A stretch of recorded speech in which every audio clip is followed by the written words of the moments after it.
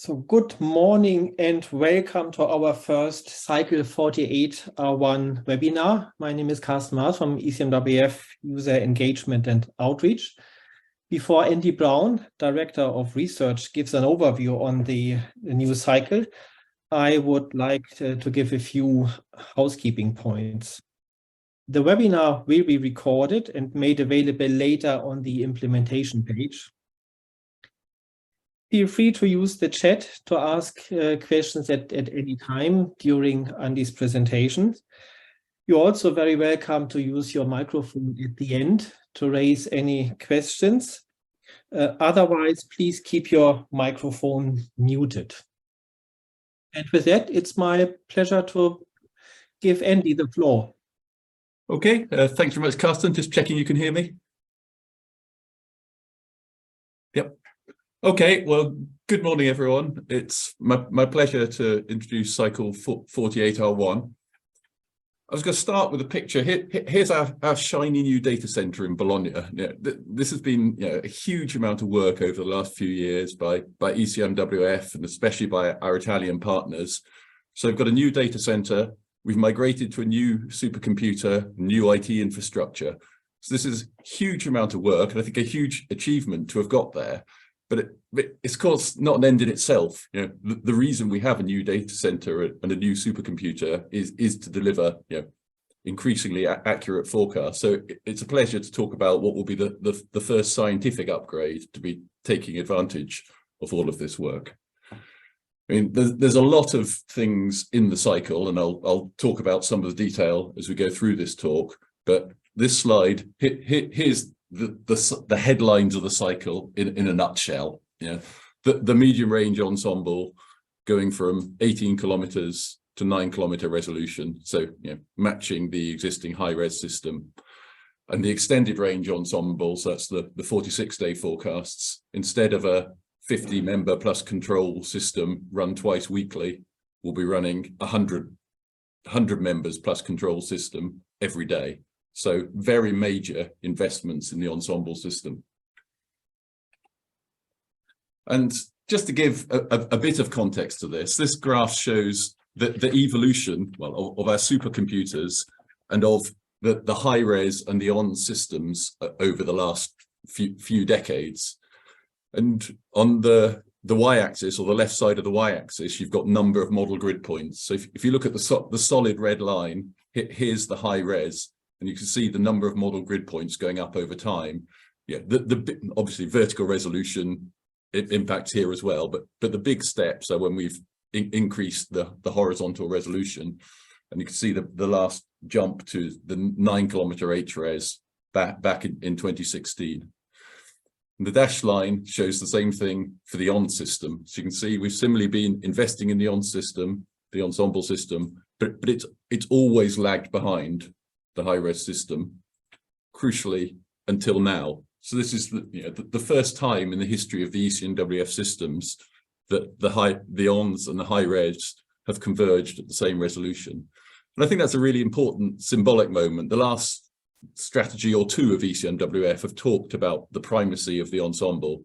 And I think by really investing here in the ensemble system, I think that's consistent with it really is our flagship product.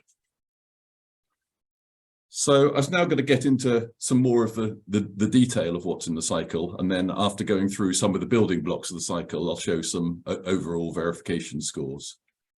So starting with data assimilation and observation use. There's going to be quite a long list on many of these slides. The slides will be made available afterwards, so I'm not going to go through all the details. But we have changes to the resolution of the 4D VAR and the implementation of OOPS. I'm not going to talk more about those because I have separate slides on them shortly to follow.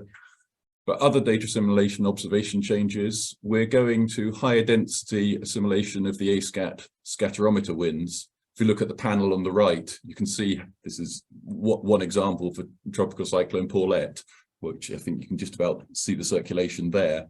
But this is the panel on the left there is showing the data as we currently use it.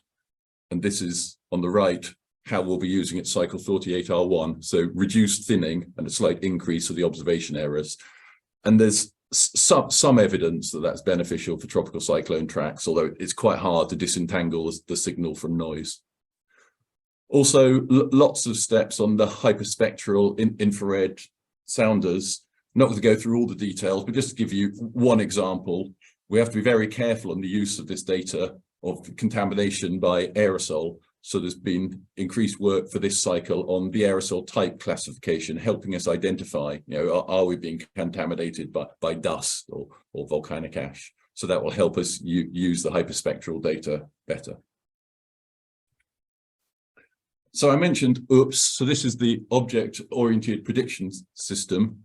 So this is sort of a new control layer for the variational data assimilation and ultimately the forecast. And it's been a long joint effort by ECMWF, Météo France, and many of the sort of limited area modeling partners now in the Accord consortium.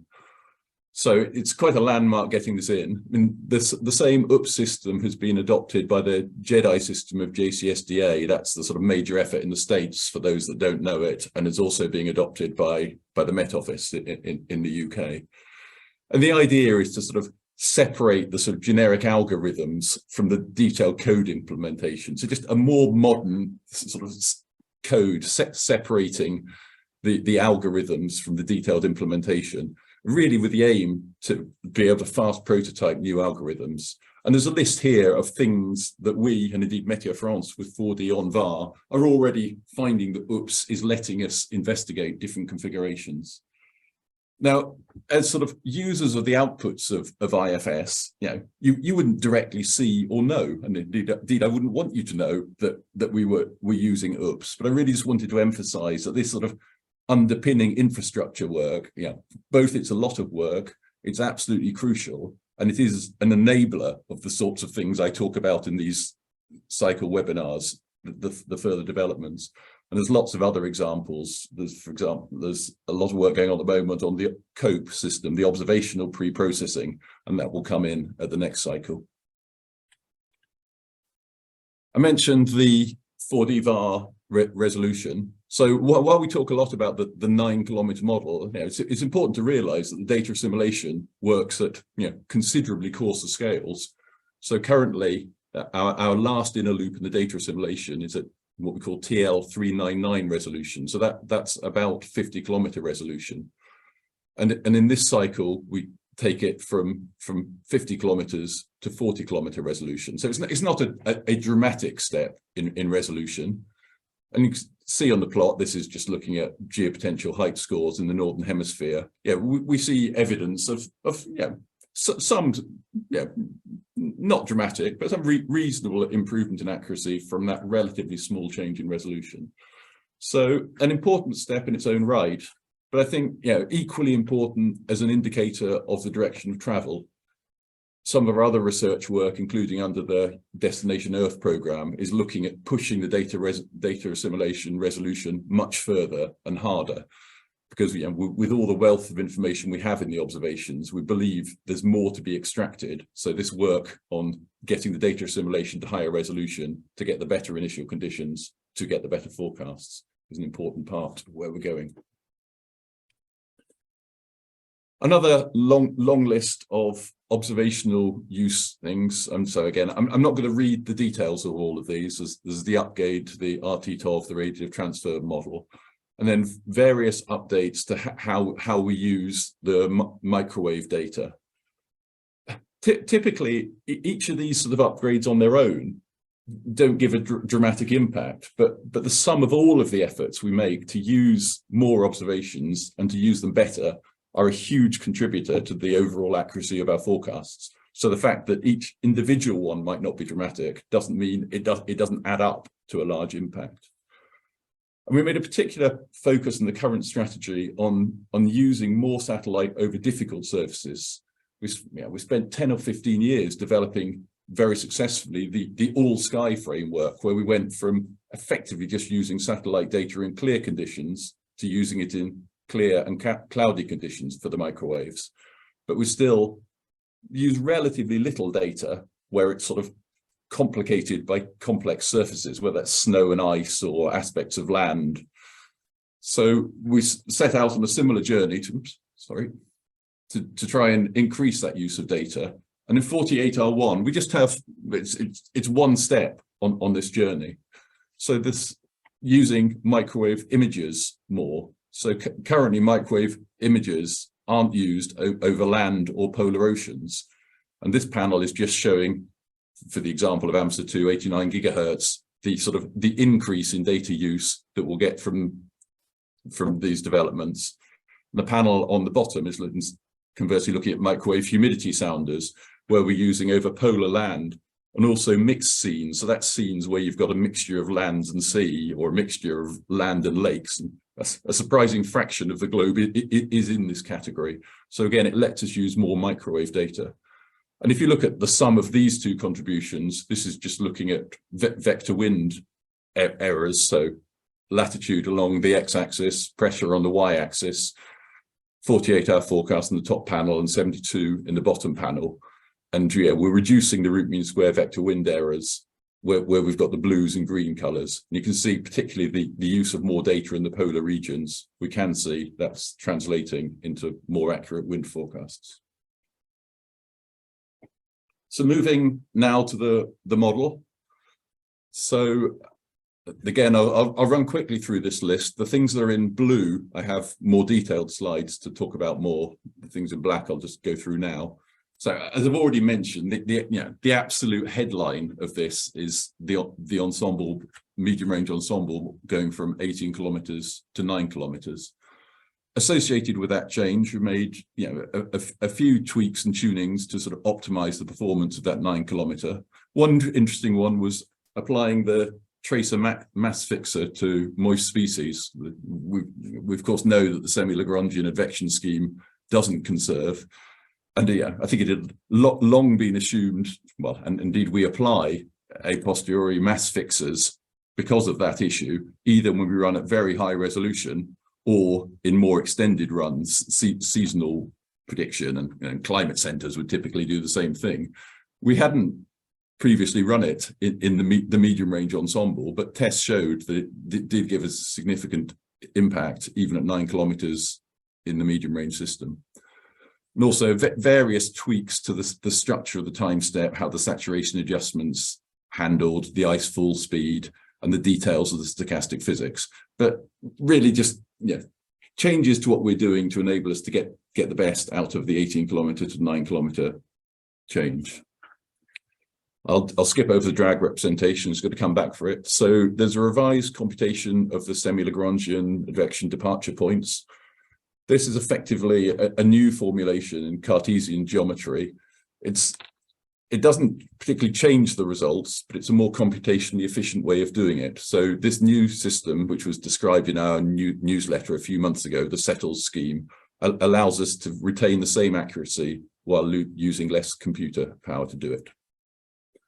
New model top sponge formulation. So right up at the top of the model, we have a sponge layer to prevent waves impinging on the top of the model and bouncing back and causing all sorts of chaos. But at the moment, our sponge is really quite deep, and it's quite a lot of layers of the models. You're effectively damping away the signal. So this new model top sponge is a sort of, if you like, a more conservative sponge that's more limited to close to the top layer, which is applied in the model, but not currently changing in the data assimilation. Also further work making the physics dynamics interface consistent across the main nonlinear model and the tangent linear and adjoint models used in the data assimilation. I'm not going to go into the details of that, but I think it's just consistent with the fact that we invest heavily in the tangent linear and adjoint models, and every time we look, we convince ourselves it's really worth it. The quality of the representation of the physics and the dynamics in the linear model for 4D VAR really matters to the quality of our forecasts.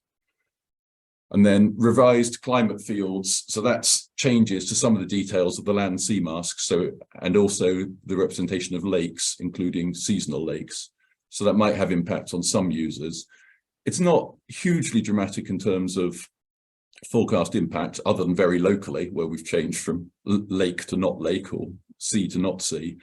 But it's probably a first step. The next cycle, 49R1, will have a major reformulation of the land cover and land use fields. So and also an urban tile. So more to come in that direction. So now just running through some of the other items.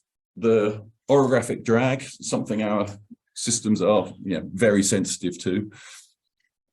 So we've did some work a few years ago, including by a Japanese visitor with us, looking at our drag as a function of resolution. There was also collaboration with the UK Met Office here. I think the main changes are, previously we defined the subgrid topography relative to the model grid, but you can certainly make an argument that the resolved dynamics can't react to the grid scale. So we're now going to sort of 4 times the target resolution. Anything smaller than that counts as subgrid drag. Also changed aspects of the aspect ratio and some of the low-level blocking and the orographic form drag. The plot on the right shows what this does. So here's resolution on the x-axis, so 1279, that's 9 kilometers, 639 is 18 kilometers. Here's the 36 kilometers where the extended range runs at. So this is looking at the impact on geopotential height, and down into the yellow zone is good. So these lines are geopotential at different heights, and you can see at all heights we're doing better with this new scheme. It is noticeable that we do most better at the coarser resolutions. That's probably not surprising because the subgrid drag parameterization is much more active at coarser resolutions. Part of the reason for going to 9 kilometers is there's less work for the drag parameterization to do. So it's really quite beneficial at the coarse resolutions, still beneficial, but less dramatic at the sort of the 9 kilometers of the medium range ensemble. Moving on to ozone now. I mean, I think it's fair to say what we currently do operationally for ozone is very simple. We have the Carriole ozone scheme used in the data assimilation, and it's included in the forecast, but it's not interactive with the radiation in the forecast. The radiation in the IFS forecasts is only seeing a climatological ozone, which it doesn't feel scientifically very satisfying, and in as much as the stratosphere matters and then feeds back on the troposphere. We've for a number of years wanted to do better. So the developments here are, we have what we've called the new hybrid linear ozone scheme, and that's been trained on the CAMS ozone data, so the Copernicus Atmospheric Monitoring Service work that we do here, trained on their reanalysis, and that makes our predictions of ozone itself considerably better than we get with the Carriole scheme. And we then combine that with that prognostic ozone now being interactive with the radiation. And we also combine with some changes to the semi-Lagrange, introducing a semi-Lagrangian vertical filter. So in the stratosphere, we can get some noise and temperature in the vertical. And so just a bit of smoothing of that. And if you look at this package, what it does, so this is the same sort of plots as before. Latitude from South Pole to North Pole on the x-axis, pressure from the surface up to 1 hectopascal on the y-axis, and sort of blue colors. This is a standard deviation of temperature, so you can see the standard deviation in between 10 and 100 hectopascals. Pretty strong blues and green colors, so we're very much improving the temperature standard deviation. If we look at the temperature root mean square error, it's a slightly more mixed story. And the difference there is that the root mean square error includes the mean bias, whereas the standard deviation is only catching the variability. So the variability is unambiguously better. The root mean square error, the biases are improved in some regions, but slightly degraded in others, and meaning by fractions of a degree, and that impacts the RMSE a bit. But we're actually optimistic that further changes to the radiation that come at the next cycle, changing the gas optics, will further drive down the biases.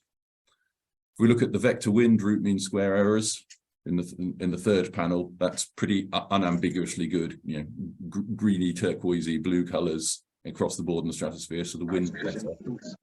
And if we look at the geopotential height in the right panel, so this time we want yellows and reds. We want because this is anomaly correlation, we want that to go up. And it's strongly positive in the stratosphere. So I think that's all looking good. It's better physics in the model, and other than some subtleties of very small temperature biases, the results are better. And just to give a bit more evidence, this is just looking in the data assimilation looking at the fit to observational data. So the left-hand panel, this is how well the very short-range forecast or the background fits the observations. So less than 100% is good. 100% is the status quo. We're getting a better fit if we go to the left. And if you look in the sort of the ozone, the frequency sensitive to ozone around 9.6 microns, you see we've got a strong improvement. So that's consistent with the ozone is better. And if we look at the temperature fits to GPS radio occultation data, similarly, it's well to the left of 100. So we have evidence of better temperature. If we go to this is now looking at the same change in monthly forecasts. So don't worry, don't need to look at this is one of our usual scorecards for the monthly forecast. So Northern Hemisphere, tropics, Southern Hemisphere, various metrics down the y-axis. Perhaps slightly disappointingly, we don't see any significant impact on tropospheric scores at the moment. It's all very neutral. But if we look in the tropics, strong positive impact on the tropical 50 hectopascal winds and temperatures. That's due to an improved quasi-biennial oscillation. And if we look at the extratropical 50 hectopascal temperatures, they're also significantly better, up to 11 days ahead. So we've very definitely improved the stratosphere. And if we look out even at seasonal, because we always, when we're sort of testing these changes, test across timescales. So this is looking at a scorecard of the quasi-biennial oscillation in test the seasonal system. And well, just looking at the scorecard, blue triangles are good. So I mean, I guess the short story here is the gains in skill for the stratospheric winds are seen right across the time ranges. And ultimately, we hope in as much as the stratosphere is a source of predictability for the troposphere, ultimately, we hope that will lead to better extended and seasonal range forecasts. I think the last of the sort of the main model chunks I wanted to mention was the multi-layer snow scheme. ECMWF currently uses just a single layer snow scheme, and we've had lots of feedback over a few years, particularly from our Scandinavian colleagues, that the model simply doesn't get cold enough in clear sky conditions over snow, and it's very clear in the verification. You can see that, and in the sense that failure of the current model, it really is an almost inevitable result of having a single layer snow scheme. The panel here is just showing some observations from the supersite at Sodanklia in Finland. So here's the atmosphere, the snow layer, and the soil. And you can see the observations in blue. So the base of the snowpack is at maybe -1 degree. And the top of the snowpack is at more like -10. So you get really, really strong temperature gradients through the snow. And trying to represent that with a single layer scheme, you just haven't got the degrees of freedom to represent that strong variation. And it tends to make the model very sort of conservative and sludgy. The multi-layer scheme can cool the top of the snow a lot without cooling the bottom of the snow. And if we look at what that does, so the first thing to look at is, well, does it make the forecast of snow better? So this is looking at snow depth compared to observations. So the left panel is looking at what the data assimilation is doing. So the data assimilation is taking a very short range forecast and seeing, does it need to correct that to match the latest observations? And so this is the sort of the root mean square difference in the size of the analysis increments. So if the colors are blue, it means the multi-layer snow scheme, the data assimilation is having to work less hard to match observations. And you can see it's very uniformly blue. So the short range forecasts are closer to observations. And if we go to the right panel, this is snow depth root mean square errors in day 5 forecasts compared to synops. And again, blue colors would mean our 5-day snow depth forecasts are better. And again, we very much have blues. So the forecasts of the depth of snow on the ground itself are better. Does that translate into better temperature forecasts? So this is one metric we use. One of the scores we monitor is, in a sense, counting forecast busts. So how often are our sort of CRPS errors in 2 meter temperature greater than 5 Kelvin? So this is looking at the impact of this change across winter 2019-2020. So if we have blue colors, and this is in day 5 forecasts, we're significantly reducing the frequency of occurrence of these very, very big temperature errors. And I'm not sure how clear it is, but in the global map, you can see we very largely have blues. And if we zoom into Europe, this is just the same plot zoomed in, you can see strong blues over Scandinavia in particular. So I think, yeah, we have better snow forecasts, and as a result, we have better temperature forecasts. The one thing I should probably mention is certainly in a high-res or ensemble control sense, because we're now making the model much more responsive, it does mean you're more vulnerable to cloud errors. So if the model will now get much colder when it's clear, and if it's correct, that's a good thing. If you've got the cloud wrong, the errors in those cases would become worse. But overall, if we look at the ensemble scores, it's certainly beneficial. Just a couple of more sort of product things. So this is the introduction of freezing drizzle. So we've never previously had a representation of this in IFS. So it's caused by supercooled warm processes at sub-zero temperatures. So if it happens for quite a long time, it's quite hazardous. It's in the same way of freezing rain, you end up with very icy surfaces. So although the process is different, there's no representation at all in the IFS at present. So let's look at one example. This is an illustrative case study from Germany. So here's the operations we had at the time. So we're predicting rain over Western Germany, and then snow down here to the south and east. Here's the observations. So rain here, correctly snow over Czech Republic, but it's the various triangles of freezing drizzle. And with this update to the microphysics, you see the sort of the reddish colors were beginning to give a warning of this freezing drizzle. And the one other sort of product change I wanted to mention is that currently we've been working on a lot of these sort of precipitation type diagnostics, freezing drizzle, freezing rain over a number of cycles. But currently what we output is only valid instantaneously at the output time. And so there's some new parameters being introduced that both tell you that the most frequent precipitation type and the most severe precipitation type over some accumulated time window. So just to give more of a sense to the user, not just what's happening instantaneously, but for example, what's been happening, what's forecast to happen over a 6-hour period. So I think that was all I was going to say about the contents of the medium range ensemble. So what does it look like? So this is one of our overly busy scorecards, but so I'm not nearly going to go through all the detail of this. You'll be relieved to know. But we have the ensemble scorecard on the left and the high-res scorecard on the right. Various different metrics down the y-axis. So analysis, verification against analysis in the top half of the plot, verification against observations in the bottom half. Then columns for Northern Hemisphere, tropics, and Southern Hemisphere.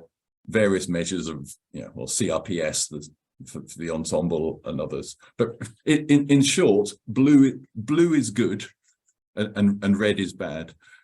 And so certainly on the ensemble scorecard, sort of overwhelmingly a blue scorecard.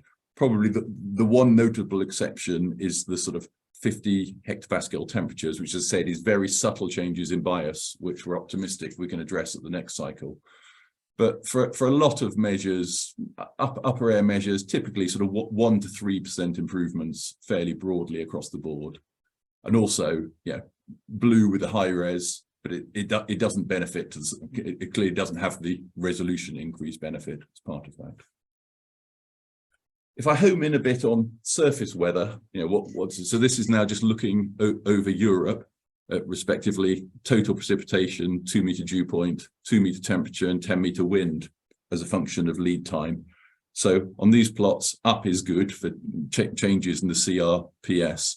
And so perhaps 3% improvements in precipitation, the very short range 8, perhaps in the medium range 4% in dew point, somewhere between 5 and 2% in temperature, and 7% a very short range, maintaining 4% well out into the forecast in 10-meter wind. So I think in user relevant surface variables, strong improvements in the ensemble performance. And if we look at tropical cyclones, so here blue is the current operations 47R3, red is 48R1. So this is looking at track errors, and you can see, well, the right panel is the difference in track errors. So up is good in the right panel, and we're probably reducing the track errors by conservatively 5% across the forecast range. And if we look at intensity, this is a place where would very much hope to get improvements in going from 18 kilometers to 9-kilometer resolution. So the solid blue lines, this is the intensity errors in the mean absolute intensity error in hectopascals with the current operations. So we're going from the blue line to the red line. So, probably 20% reductions in intensity errors, which is reassuring. It's what we'd hope to see, and it's being delivered.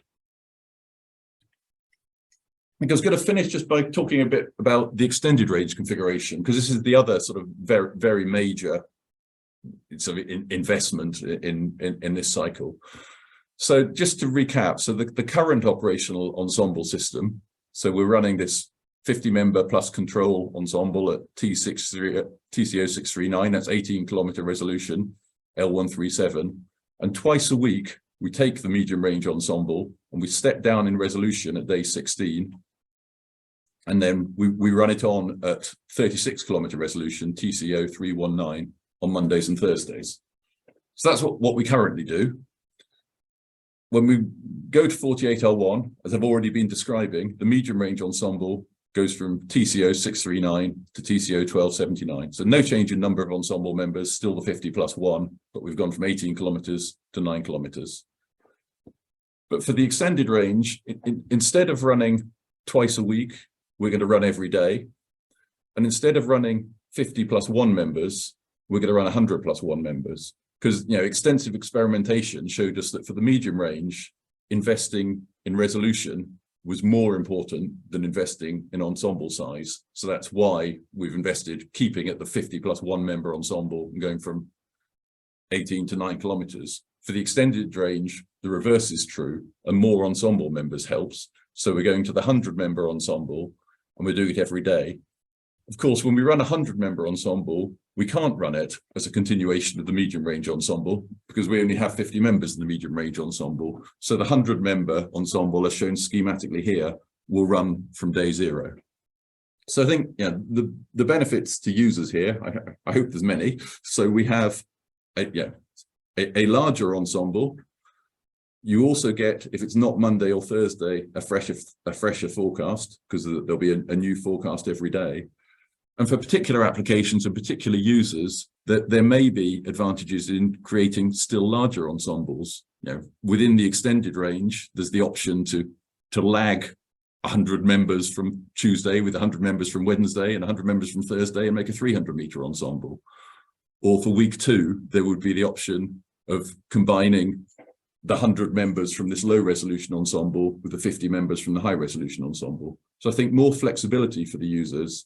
And we also get away from the rather messy step down in resolution, which meant the characteristics of the field that we and our users have lived with this for a number of years, but it's not been ideal, the jump in the sort of characteristics of the products between sort of day 14 and day 16. So that's the investment in the extended range system. Just looking at purely the effect of increasing the ensemble size. So this is the sort of 50 to 100 members, standard sort of scorecard that we use for week 1, week 2, week 3, week 4 for the Northern Hemisphere and tropics for various metrics. And the colors are blue. So it's not dramatic. We absolutely in research mode want to sort of keep working on the extended range system and the sources of predictability that are in reality and make it better. But by going from a 50 to 100 member ensemble, we're doing better at extracting what we can, with our current understanding and current systems. And if you look at product, for example, there's a tropical storm strike probability from week 4 on the right, you see it just sort of sharpens up the picture and fills in a bit of the gaps, because the 100 members sort of samples the PDF that the model is trying to produce better. So last couple of slides in terms of the implementation timeline. Well, obviously I'm giving a webinar today, the 2nd of March.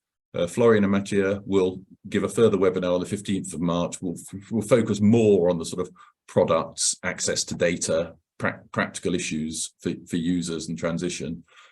And then we're deliberately being slightly evasive on exact dates, but yeah, aiming for implementation in June. Obviously, lots of work to do for us and for our users, just to sort of flush out all the remaining issues. But yeah, June is the plan.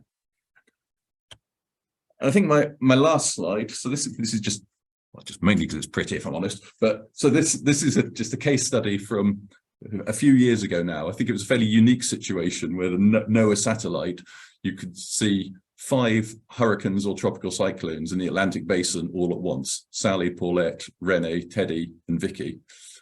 And that animation on the left, it's not an animation over time. That's animating over 41-hour forecasts from 50 9-kilometer ensemble members. So you can see these 5 hurricanes or storms. You see the ensemble. Well, it looks very like reality, but you can see the sort of the subtle differences in position across the 50 ensemble members.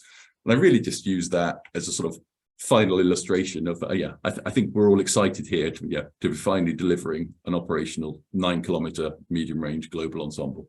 So with that, I'm happy to take any questions.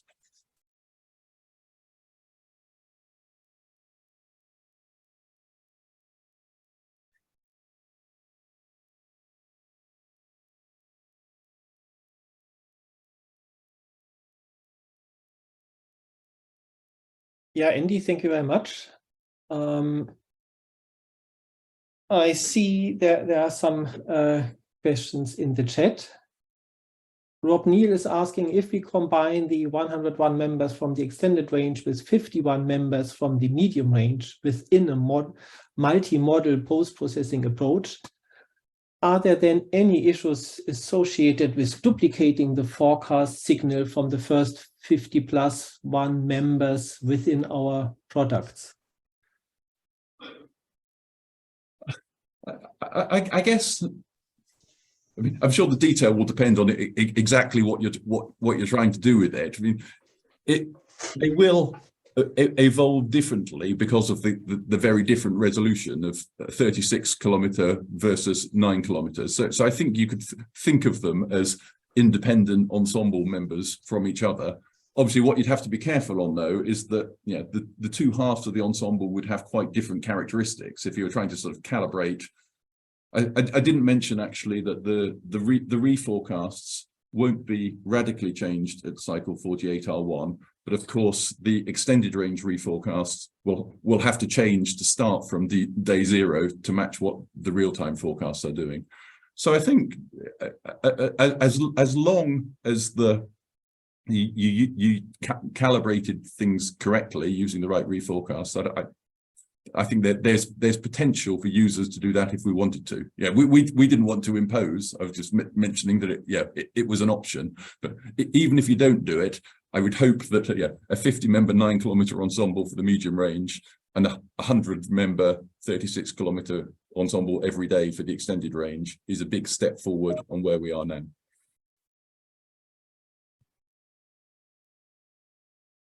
Yeah, another question from Nuno from the Portuguese Met Service. Thank you for the presentation and looking forward to use the new cycle. Can you provide more details on how the dust detected by remote sensing will be considered in the new cycle? How would it behave, namely cloudiness in the case of the extreme event on March 2022, Storm Celia? Yeah.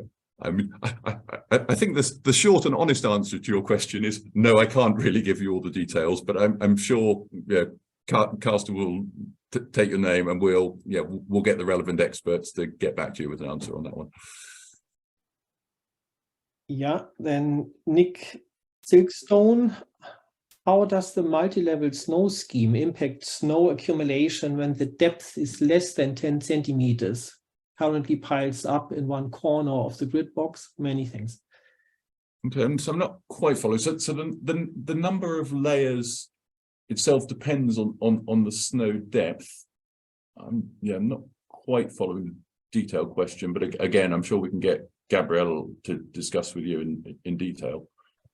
I mean, I think so.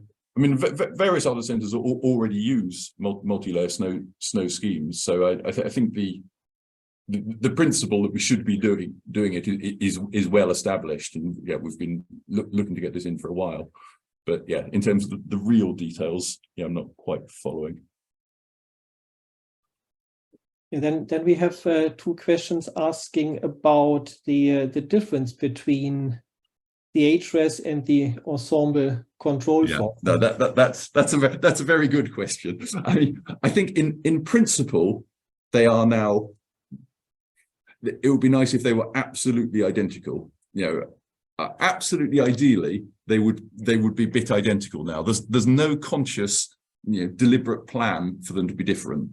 For absolutely, technical and historical reasons, there are some very subtle differences between them that will still remain at Cycle 48R1. There's things like exactly how some of the surface fields are created, really for historical reasons. Things don't go through quite the same processing route. So then they won't be bit identical to each other, but there's no reason to think one is better than the other. They will typically be much, much closer to each other than any pair of ensemble members would be to each other. That doesn't mean just due to random chance and perturbation growth, they can't sometimes differ. So my advice to any user would be, don't spend any energy trying to decide whether sort of the high res or the ensemble control is a better forecast. That they are equivalently accurate. At Cycle 49R1, they will absolutely converge together such that they will be bit identical, and then probably at Cycle 50R1, probably with a different name, we'll start only running one of them. I think we'll keep running two just for a while to give users whose systems are very dependent on this a route to do it. But yeah, they're, to all intents and purposes, scientifically completely converged now. In the real details, they haven't quite. Nick Klingerman asks, do you anticipate any changes to forecast dissemination times or process, such as live versus fixed schedule for the medium or extended range products?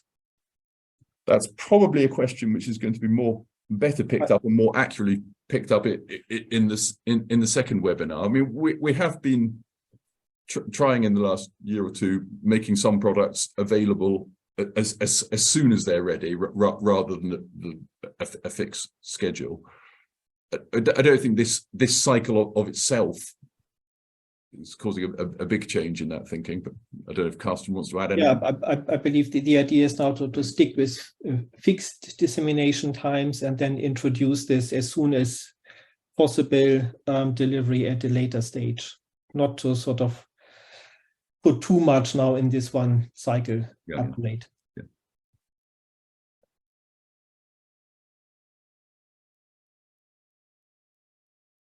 Yeah, Simon just provided an answer to the question about the members.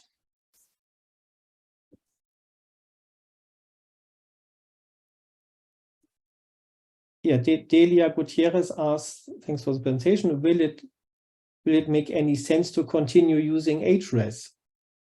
Well, as I said, sort of in the HRES and ensemble control are, to all intents and purposes, the same thing. And within a year or two, there won't be two separate things. I think the residual question there is where users, still have a use for a single shot forecast, which the ensemble control or whatever we call it provides. But the real investment here is going in the ensemble system. So I would hope and expect that for most applications that there's more value to be extracted by using the full ensemble rather than focusing on the ensemble control or HRES.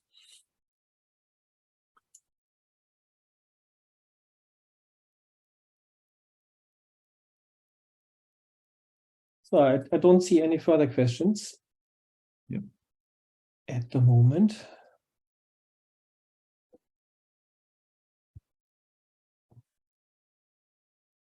So then I suppose we are coming to an end of this webinar.